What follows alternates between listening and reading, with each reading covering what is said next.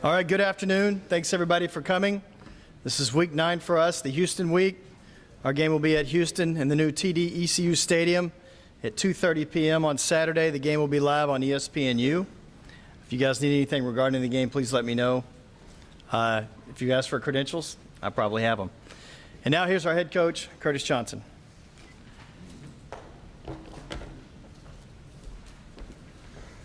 Thank you guys for coming out. Just remember today, remember your civic duty. You got to go out and vote.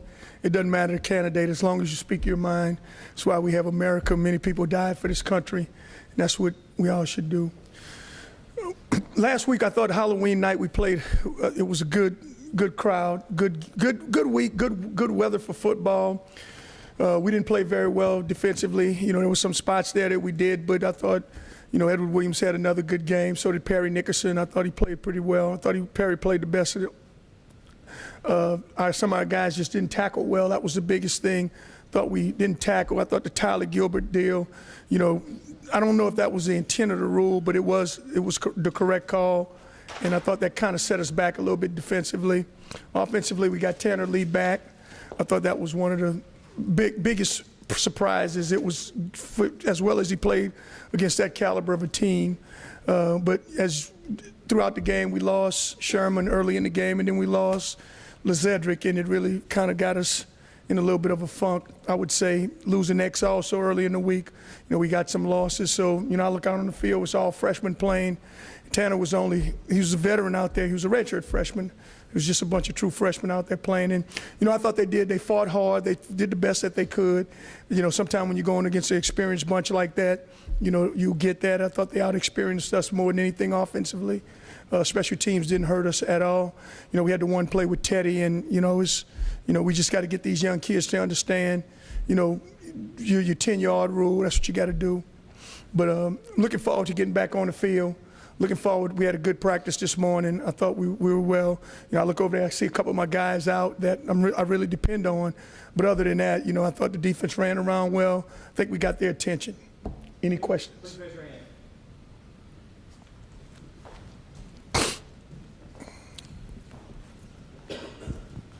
CJ, record aside, how does the team feel from last year to this year with the attitude? Obviously, last year we're you know, all these weeks talking about wins and all that, and this year it's more of a struggle there. How does the team maintain the good spirits right now? You know, and I think they're in really good spirit. You know, totally different team from last year. You look at last year's team, and we had 6 or 7 guys go on and get opportunities to play in the NFL. I think 4 or 5 of them still in some type of capacity. Totally different mindset, totally different leadership quality. We had some older guys that, you know, if we need a play made, Julius Wormley was going to make a play. Chris Davenport was a big impact. You know, you had Ryan Grant. He was there to make a play all the time. So we had some guys that from a year ago that we had some tremendous leadership, older guys, you know, that understood. And then the league was a little bit different. These kids, I think their attitudes are great because I don't think they don't know. I mean, they're playing against guys that, you know, 22, 20, 21, 22-year-olds. And I just think they're trying to get lined up, trying to get the assignment right, trying to get the right gap on defense, a lot of these first-time players. So I think the attitude is pretty good for you know, losing, but, you know, they really playing. So I don't know if they're focusing on the wins and the losses. They're focusing more on, I better get this one particular thing correct. CJ, talk about your concern for your running back situation with Beatty and Cedric possibly out this weekend. You know what? If those guys are out, I'm gonna play you because I know you ran a lot of steps this morning. But you know, it's always a concern when you get a player like Sherman, probably our most dynamic player on offense. You know, he's out, and then you know your most physical player, offensive player out. And I would say there are older players on our offense because they're not true freshmen. But one's a freshman and one's a sophomore. So it's a huge concern about those guys. You know, hopefully David does a good job this week, and we could get those guys back in some capacity. If not, you know, I thought Dontrell played tremendous for a freshman, you know, coming in an environment like that, and, you know, to rush for that many yards against that defense. I thought that defense was a really well-prepared defense, and, you know, and then his protection was good. Tanner only got hit 4 times, and 2 of the 4 was his own fault, and then 1 was on a scramble. But, you know, I thought Dontrell did an excellent job, and then we got to, you know, hopefully we can find a Medea or find a Marshall Watley in this crew. You said you thought Tanner played one of his better games. as you go forward here, if you're without those two weapons in the backfield, is that maybe a little bit more pressure on him to continue to be better and maybe carry the load a little bit? Yeah, I want him to be better, but I don't want to add any more pressure on him. I want to be able to do the same things that we've done. I want to expand some stuff for him, get him in situations that he can really succeed. If it's two receiver routes, if it's reading one side of the field, we've done some of that, and we're going to continue to do that. But I don't want to just go wild and willy and put the game on a redshirt freshman. I don't think that'll be fair to him. I don't think that'll be fair to us. So we got to do our older offensive line. We got to run it and continue to do what we've been doing. Houston's won 3 straight games. They have what looks like works both defensively and offensively. Characterize the team for us. Let us know, kind of who to look for. Well, I would say this quarterback is a very, very fast kid. He can run. He's a jitterbug. He's not very big, but he can sure run. He throws it decent. I think they got some very speedy receivers. They're very equipped, but, they don't throw it much. They run it. They got this back, this number 35, who's a really good physical back, and they kind of it's a little similar to us. They got 22 who, beat us a couple years ago. So offensively, I think they got a lot of kids that can play well offensively. Defensively, they're going to bring pressure. They're going to play coverage behind their pressure. They got a good defensive line, and one kid transferred from Texas A&M, so he's a good player. The linebackers are, good players. They lost. I think they one of their better linebackers, one of their better guys in the secondary. But they got a lot of guys. They're a very, very good team, good football team. Hard to play there, though. Yeah, it's always hard to go on the road, especially with a team like this with a bunch of freshmen. You're taking them on the road with you, and they hadn't, I don't think any of these guys even seen their stadium. Neither did we, because they got a new stadium, but they haven't gone to Houston. So this will be a good experience for us. It'll be a good experience game for us, and I like some of our matchups against them, though. Coach, I know you aren't here for all of these, but it's a 10-game losing streak to this team. Why do you think they have given you so much trouble? Well, as of right now, I think this week they'll give us problems because, they're an older, experienced team. You look at some of the players that they had in the past. The one kid was a #1 draft choice when we played up there last time, first-round draft choice with the Raiders. They got guys on their roster that are very good football players. They've done it the right way. They've recruited their city, like we're beginning to do. They got a bunch of players from the Houston metropolitan area and out of Dallas. They're staying in the state of Texas. They're a speed team where, here's what we're working on. We're working on getting speedier guys. That's a speed team. And whenever you're a speed team, you're going to cause problems to a team that hadn't had the tradition of being more of a speed, being a physical team.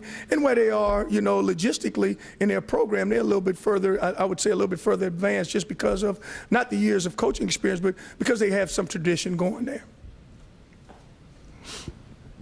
You talked a little bit about relying on so many freshmen, and to me, what stands out in the Cincinnati game is Tanner's pass to Charles Jones, which was a little high, and Charles jumping up, and Charles kind of bailed him out on that.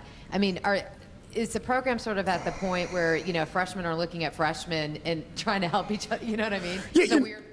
You know what? It's weird, but you could, as you can see, you see the athleticism of Charles Jones. A freshman that, I don't know since I've been here. Even Shockey. Besides Jimmy Graham, I would say I don't know if Dave Thomas would have caught that. I know Shockey wasn't catching it the last couple of years there. But you see a guy get up, jump up, turns over. It was like a back shoulder throw, and I know why Tanner threw it like that. And if you see it on film again, the wind kind of grabbed it a little bit, and he just kind of reached and reacted and caught it. I mean, it was a great catch, but it's what our program is now, and it is what it is. You look out, Trey Scott, he makes a catch. Dontrell runs for 100 yards. Leandre catches a couple of them, and Veal does the same. And Onklot had one of his better games. So it's where we are now. We got some guys banged up, but and that's what we count on freshmen, and we just got to count on them, and we got to continue to coach them and get them better. I think Tanner's gone more than 50 passes now without throwing an interception. Coming back from the injury, how much better did you feel like his decision-making has gotten to this point? Nick Montana helped him so much, just seeing and talking to him, he and Devin Powell, just communicating with him. Those guys are classic teammates, and I think the decision-making is outstanding now. I don't know if there was a truly, if you go back and watch it, I don't know if there was a bad read. Now there was some stuff that was bad athleticism that we wasn't good enough at some spots quite yet. But I don't think there was a bad read in that game. Even the only thing that I would say, I tell you the worst thing he did when on a 4th down play, we had to play. The corner usually crashed. He didn't hide the ball. And if that's the only thing he didn't do, and it kind of cost us maybe a touchdown, but if he'd have hit it, I don't think the corner would have seen it. The corner said it after. He said, I saw the ball the whole time in his hand. If he'd have just hit the ball a little bit better, but those are the little things that freshmen don't do. And I tell you this, he would never make that mistake again because he's not a habitual mistake maker. From the results, it looks like maybe with this year, with the exception of SMU, this conference is pretty close together. How do you feel like your team is talent-wise now that you've seen everybody, and what makes the difference between winning and losing in this conference right now? Well, I think the biggest difference I would say in the conference overall is in the lines. I think from a year ago, I think some of the skills are about the same, but I think the lines are, the D-line and the offensive line is better than a year ago.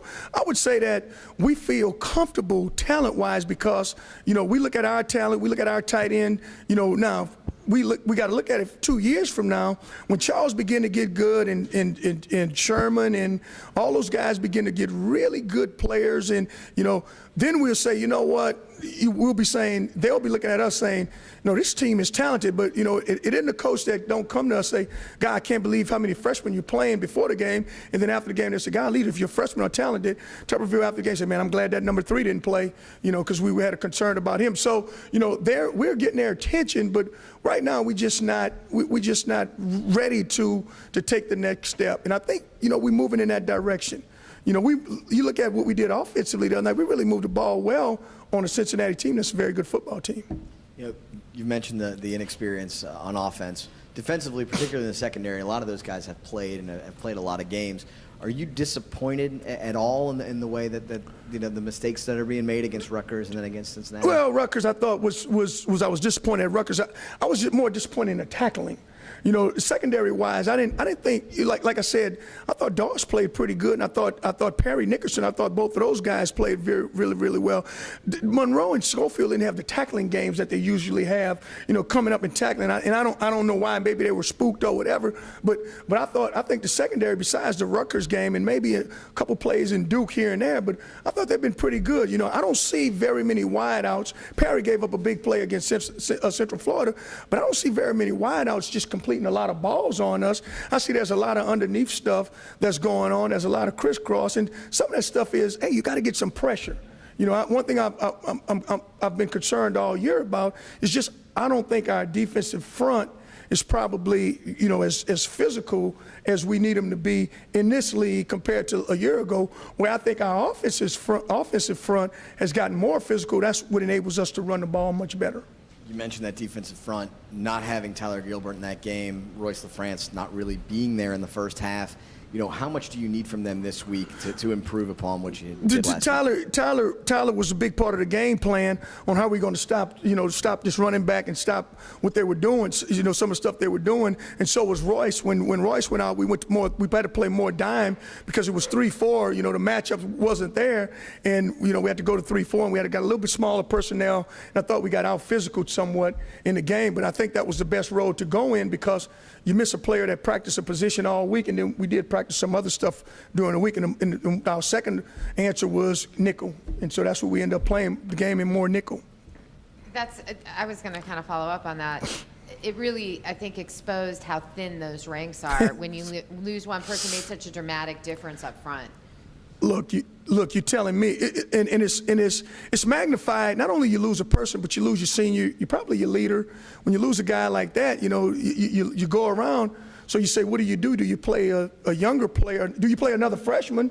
Or do you, do what you did in practice with the defense? You play some 3-4 stuff and to hope that you can, buzz around and do some things like that. But, we're not at the point in our program where, you got a senior, then you got a junior right behind it, and then you got a sophomore behind him.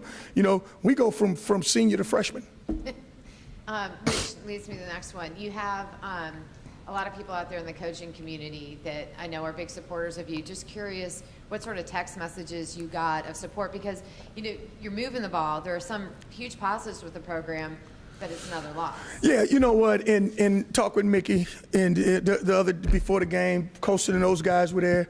You know, I hadn't heard back from Sean. He would probably send me a text sometime.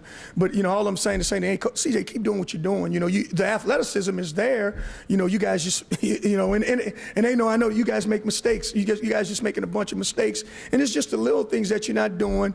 And you know, they may say, hey, maybe that team was a little bit more physical than you thought than it was last year.